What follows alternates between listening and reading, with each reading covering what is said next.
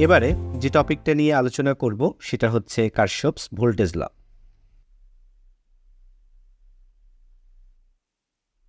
কারশফস voltage লকে বলা হয় KVL। তো কারশফস কারেন্ট ল এর মতোই কারশফস ভোল্টেজ লটাও খুব ইম্পর্টেন্ট। তো কারশফস ভোল্টেজ ল কি বলছে সেটা আমরা একটু দেখে নিই। কারশফস ভোল্টেজ ল বা KVL, দ্য অ্যালজেব্রিক সাম, যেহেতু এটা ভোল্টেজ নিয়ে কথা, মানে ভোল্টেজ ল, সেহেতু এখানে আমরা ভোল্টেজ নিয়ে কথা বলবো। The Kirchhoff's voltage law state that's the voltage, the algebraic সাম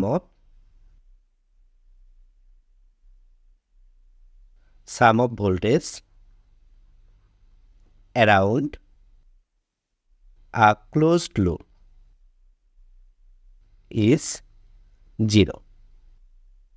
এটাকে যদি ম্যাথমেটিক্যালি ডিফাইন করি তাহলে এখানে summation of voltage is equals to 0, যেখানে এনের ভ্যালুটা 1 থেকে n পর্যন্ত, আর এখানে এনটা কি, এনটা হচ্ছে নাম্বার অফ ভোল্টেজ, অর এখানে আমরা নাম্বার অফ ভোল্টেজ বলতে পারি বা নাম্বার অফ ব্রাঞ্চ বলতে পারি, যেটা আগেরটার মতোই আর কি, number of voltages or branches, কারণ এই ব্রাঞ্চের ভোল্টেজগুলোকে আমরা কাউন্ট করব ইন আ লুপ। একটা লুপের সাথে যে সকল ভোল্টেজগুলো কানেক্টেড আছে বা যে সকল ব্রাঞ্চগুলো কানেক্টেড আছে সেই লুপের ভোল্টেজ বা কারেন্টের ব্রাঞ্চের সংখ্যাটাকেই এন দিয়ে প্রকাশ করা হচ্ছে। এটা আসলে আমরা অতটা বুঝতে পারিনি যে আসলে এখানে আমরা কী বোঝাতে চাচ্ছি, তো একটু সার্কিটের মাধ্যমে দেখার চেষ্টা করি, তাহলে জিনিসটা আমাদের কাছে ক্লিয়ার হবে। তো প্রথমেই ধরে নিচ্ছি এখানে কয়েকটা ব্রাঞ্চ কানেক্টেড আছে, এখানে একটা ভোল্টেজ সোর্স আছে,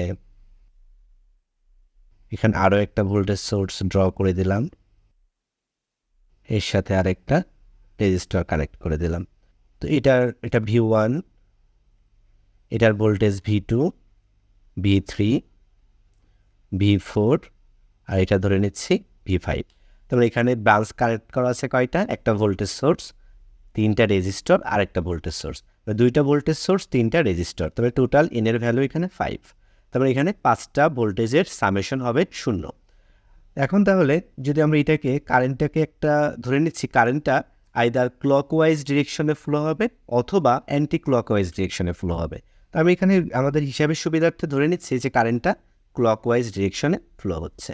তো ক্লকওয়াইজ ডিরেকশনে যদি ফ্লো হয় তাহলে V1, V2, V3, V5 এগুলোর পোলারিটি বা এগুলোর পজিটিভ এবং নেগেটিভ টার্মিনালটাকে আমাদের আগেই ডিফাইন করে দিতে হবে।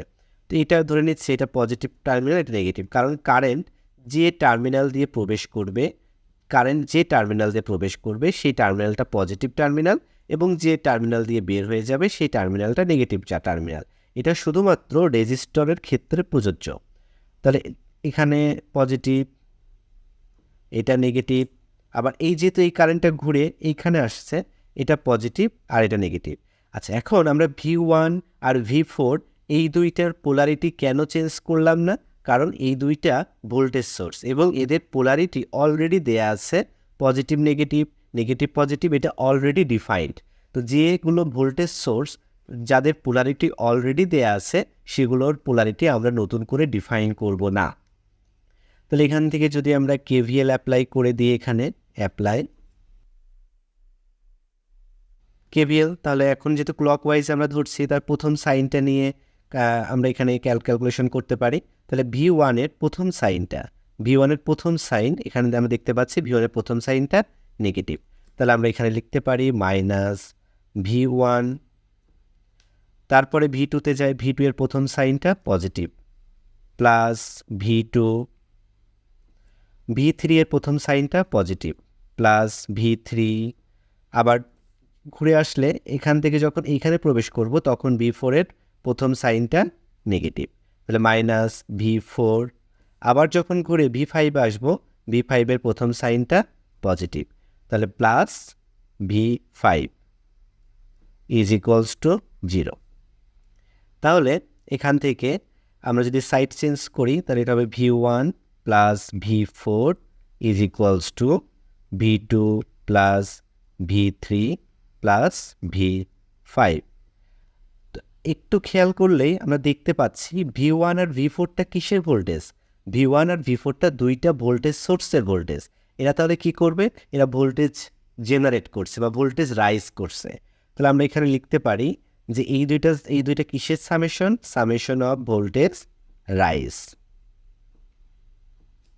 এবং V2, V3, V5 এই তিনটা রেজিস্টর, আর রেজিস্টর সবসময় ভোল্টেজ ড্রপ করে, মানে এর ভিতর দিয়ে যখন কারেন্ট ফ্লো হবে তখন সেখানে ভোল্টেজ ড্রপ হবে।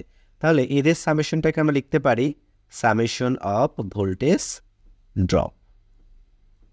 তো এখান থেকে আমরা KCL এর মতোই আরেকটা নতুন সূত্র বা ওই কার্শফ ভোল্টেজ লয়ের মডিফাইড সূত্রটাকে আমরা এখানে এভাবে ডিফাইন করতে পারি যে দা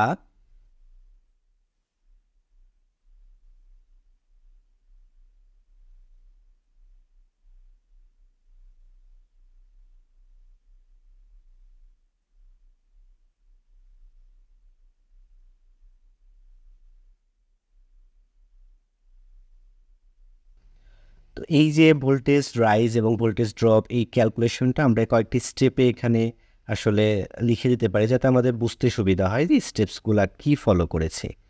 তো আমরা যখনই স্টেপস নাম্বার 1 যখনই KVL অ্যাপ্লাই করব কোনো একটা লুপে, তখন আমাদের প্রথমেই যে কাজটা করতে হবে, যে সকল প্যাসিভ সার্কিট এলিমেন্টগুলো আছে, তারপরে রেজিস্টর, ইন্ডাক্টর অথবা ক্যাপাসিটর যাই থাকুক না কেন, এদের পোলারিটিটা ডিফাইন করে দিতে হবে। তো আমাদের ফার্স্ট যে স্টেপ সেটা হচ্ছে ফার্স্টলি উই ডিফাইন, আমরা কি ডিফাইন করে দেব, define the polarity, we define the polarity of resistor. Resistor polarity define করব কিসের সাপেক্ষে, কারেন্টের ডিরেকশনের সাপেক্ষে। আমরা যে ডিরেকশনে কারেন্টটা প্রবেশ করাবো ঠিক সেই ডিরেকশনে তার পোলারিটিটা কেমন হবে, তাহলে লিখতে পারি তাহলে in accordance with current direction.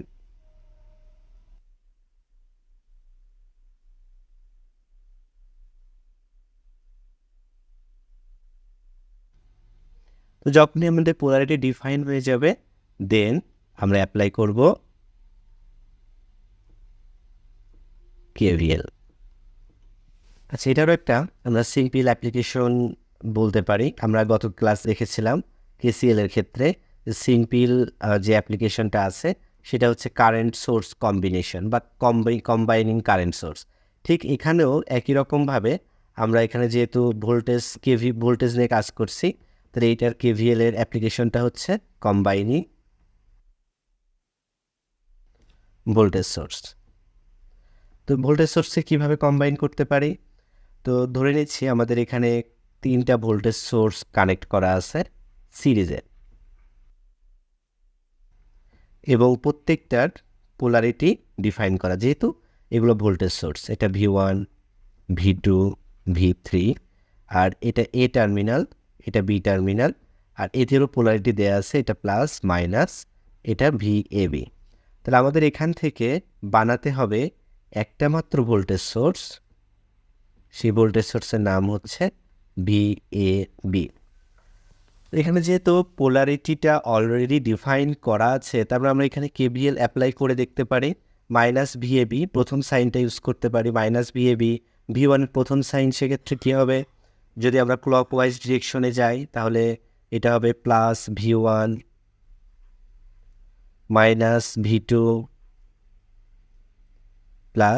+V3 is equals to 0। তাহলে এখান থেকে VABটা বের করতে পারবো, VAB equals to V1 -V2 +V3। তাহলে এখানে আমরা লিখে দিতে পারি VAB equals to V1 -V2 +V3। আমরা এভাবে ইজিলি একাধিক ভোল্টেজ সোর্স সিরিজে কানেক্টেড দেওয়া করা থাকলে সেখান থেকে তাদেরকে কম্বাইন্ড করে আমরা একটা ভোল্টেজ সোর্স বের করতে পারবো, যেটা ওই 3টা ভোল্টেজ সোর্সের ইকুইভ্যালেন্ট ভোল্টেজ সোর্স বলতে পারি। তো আমরা পরবর্তী ক্লাসে কিছু ম্যাথমেটিক্যাল প্রবলেম সলভ করব KVL এবং KCL এর উপরে। আশা করি সবাই বুঝতে পেরেছেন। ধন্যবাদ।